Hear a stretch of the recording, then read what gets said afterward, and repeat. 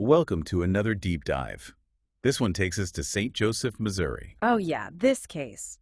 A true crime story that really gripped the city. Two young lives cut short.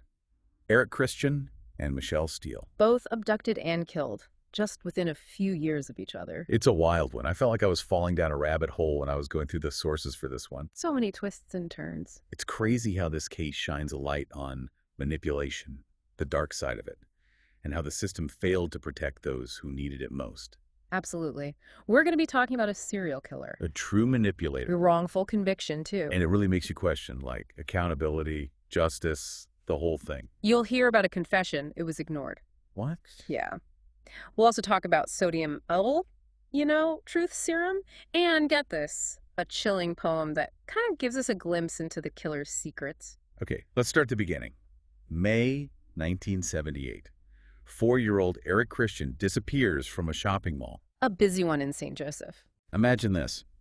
A kid vanishes from a play area. His dad's coworker is supposed to be watching him, steps away for just a few minutes. And poof, he's gone. The community goes into a frenzy. Everyone's thinking kidnapping, right? Especially because Eric's family was well off. Tragically, they find his body the next day. Near the Missouri River. Yeah, he had been sexually assaulted. And suffocated. Awful. It's terrifying. That fear every parent has. You think you're sending your kid somewhere safe, and then... This happens, so the investigation starts right away, and they zero in on this guy named Harry Fox. Witnesses said he looked like the guy, and he had this distinctive way of walking, a slow gait. People remembered that. But here's the first twist. Get this, Fox dies. Of a heart attack.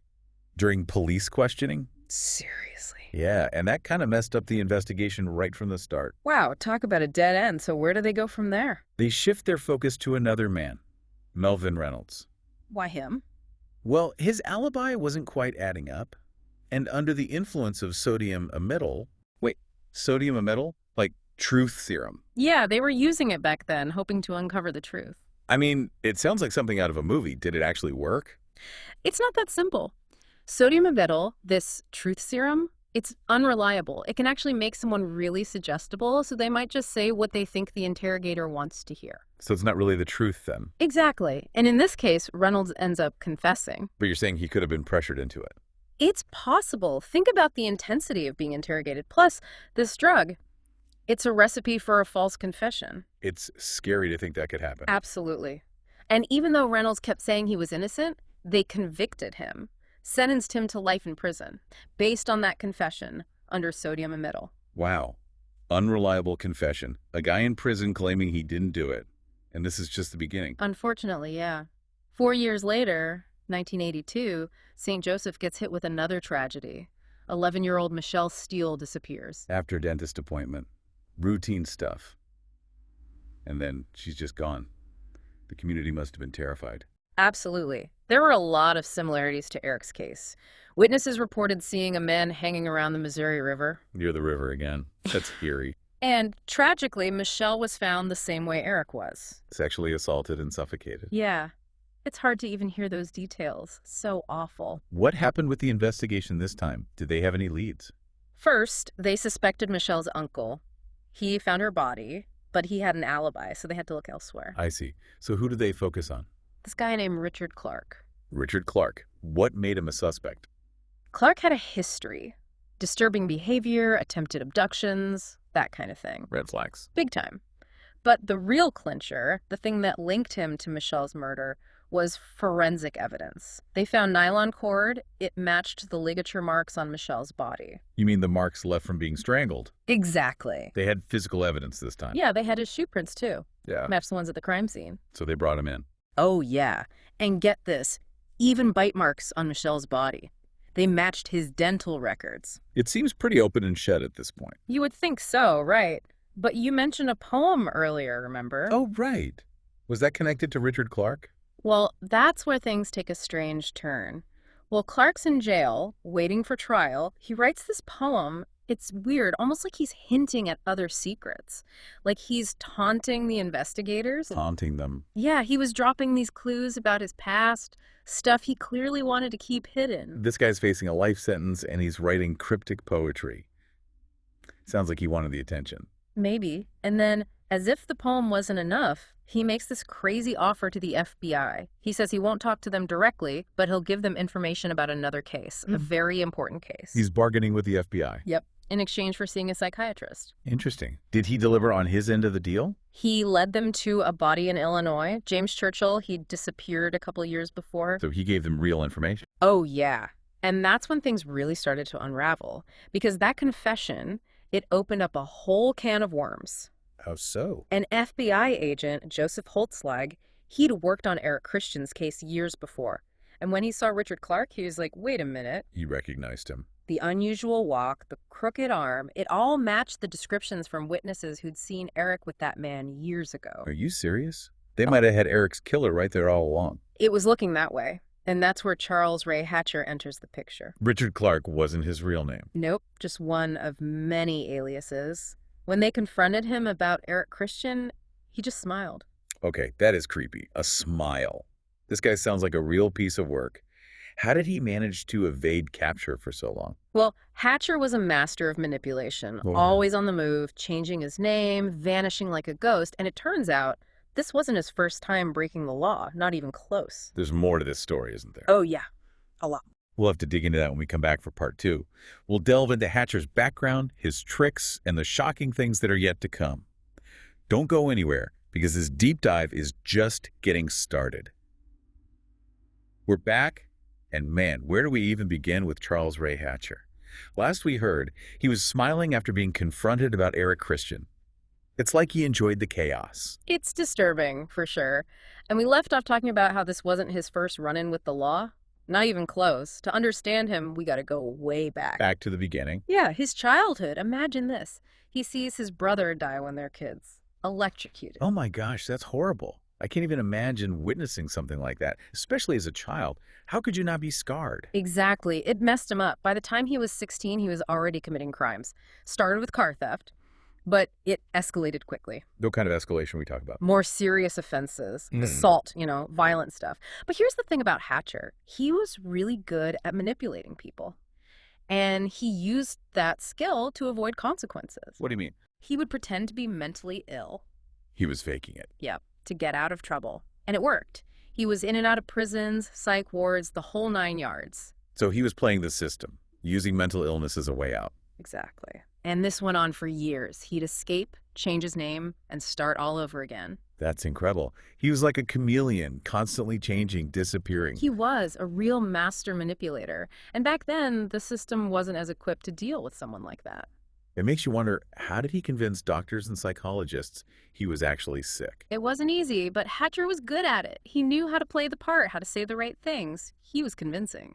So we've got this manipulative guy, a troubled past, a history of crime, and he's escaped from who knows how many places. And now he's confessed to killing both Eric Christian and Michelle Steele. What happens next?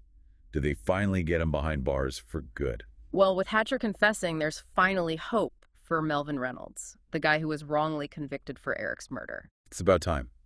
But didn't we say there was resistance from the police chief? Oh, yeah, Robert Hayes. He was adamant that Reynolds was guilty, even after Hatcher came clean. I don't get it. Why would he stick to that story? Hatcher confessed. Hayes just couldn't accept that he might have been wrong. It's like his pride wouldn't let him see the truth. He even went as far as to say that Reynolds and Hatcher were working together. Can you believe that? He actually said that. It's unbelievable. The guy confesses, they have the evidence, an FBI agent connects Hatcher to the case, and Chief Hayes is still stuck on this idea that Reynolds is involved. It's a sad situation. His stubbornness only added to the injustice that Reynolds had already suffered. What happened to Reynolds after the truth came out? Did he finally get justice? It was a long road, but yes. After 4 years in prison, he was exonerated October 1983. Free at last. And here's the amazing part.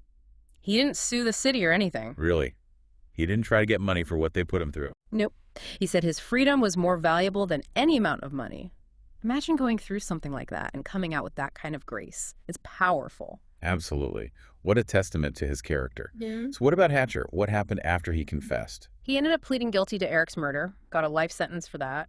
Then he went on trial for Michelle's murder. Did he plead guilty to that one too? No, he fought that one. But they had a ton of evidence. Shoe prints, the rope, bite marks, and of course, his confession about the other case. So they found him guilty. Guilty as charged. Another life sentence. You'd think that would be the end of it. Justice served, finally. You'd think so, right? But 4 days after his conviction, Hatcher's found dead in his cell. Suicide. He took his own life. Wow. It's a dark end to a dark story. But hold on. Didn't he say he killed 16 people? Did they ever figure out if that was true? It's a mystery. Hatcher bragged about a lot of things, but they could only confirm a handful of his murders. So there could be more victims out there. Families who never got answers. It's a sad possibility, and it brings up another important point. The systemic failures that allowed him to operate for so long. Right, we talked about that earlier. What were those vulnerabilities that he exploited? How did this even happen? One big thing was the lack of communication between different agencies, different states. Hatcher was always on the move, changing his name. It was like trying to catch a ghost.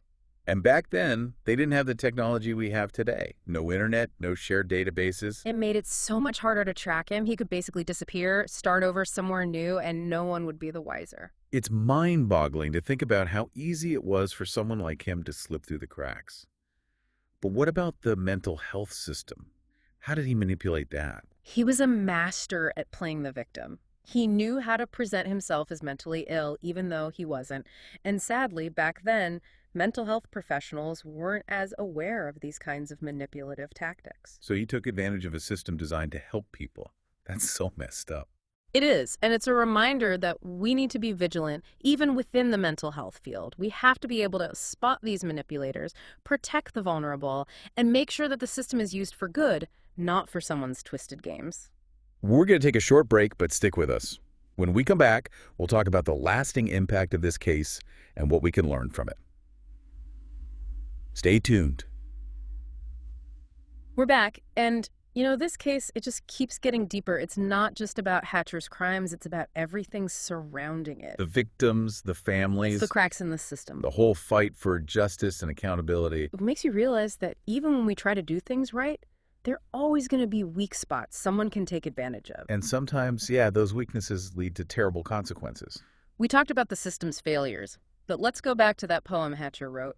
The one he wrote in jail. Yeah, the cryptic one. It seemed like he was hinting at other things he'd done. Did they ever figure out what it meant? Well, that poem, plus everything they knew about Hatcher moving around, changing his name, it all became kind of a roadmap for investigators. They were trying to connect him to other cases. Exactly. Unsolved ones that fit his MO. And did they find anything? There was one connection that really stood out. It came from his time in California. Before Missouri. Yeah, years before. He was in a psychiatric facility, and during an evaluation, he talks about this vision he keeps having. A vision. He describes killing a young boy, a boy he saw riding a bike. He's confessing to a murder during his psych evaluation. He describes it in detail, how he lured the boy into his car, everything. What did they do? You'd think they would have taken it seriously, right? But back then, things were different. They didn't understand mental health the way we do now. They didn't see the manipulation. They missed it. They had a chance. They missed it. It's Yeah. heartbreaking to think about knowing what we know now. So what happened? Did anyone ever go back and look at that confession? Years later, yeah. After everything that happened in Missouri, investigators went back to his time in California. They were trying to connect the dots. They were.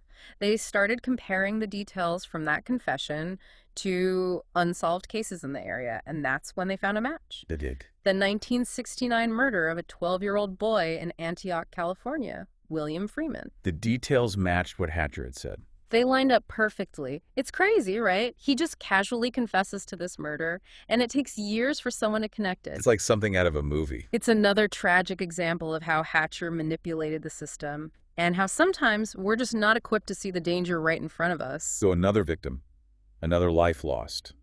Were there any others? They followed every lead, everything from that poem, every place he'd been, but nothing concrete. So many families still wondering. Wondering what happened to their loved ones, not knowing for sure. It's a heavy burden to carry. We've talked about the system's failures, the missed opportunities. But what about the people involved? Melvin Reynolds got his justice, eventually. But what about the police chief, Robert Hayes? Did he ever admit he was wrong about Reynolds? Unfortunately, no. Even after everything, he still believed he had the right guy. Wow. Why? How could he hold on to that? Didn't he see the evidence? Some people say it was pride. He couldn't handle being wrong. But wouldn't that just make things worse? It did. It eroded trust. It made it harder for people to believe in the system. This case, it's a reminder that we have to hold people accountable, especially those in positions of power. Absolutely. When we don't, it prevents us from learning from our mistakes. Man, this case, it's a roller coaster. Scary, frustrating, but also there's hope in there too. There is. What do you want our listeners to take away from all of this? Think critically. Don't just take things at face value. Question everything. Especially nowadays, right? There's so much information out there. We have to be careful what we believe. And remember to have empathy. Even for the people we don't understand, try to see things from their perspective. See the bigger picture. Exactly. It's not about making excuses. It's about understanding. Maybe then we can start to prevent these things from happening again. This deep dive, it's taken us to some dark places. But it's also shown us the power of resilience, The fight for truth. the importance of compassion. It's a story that makes you think, makes you want to talk about it. And hopefully it makes you want to make a difference. Thank you for joining us on this deep dive into the case of Charles Ray Hatcher. It's a case that reminds us that the search for justice, for truth, it never really ends. Keep learning, keep questioning, and never stop looking for the truth. Until next time.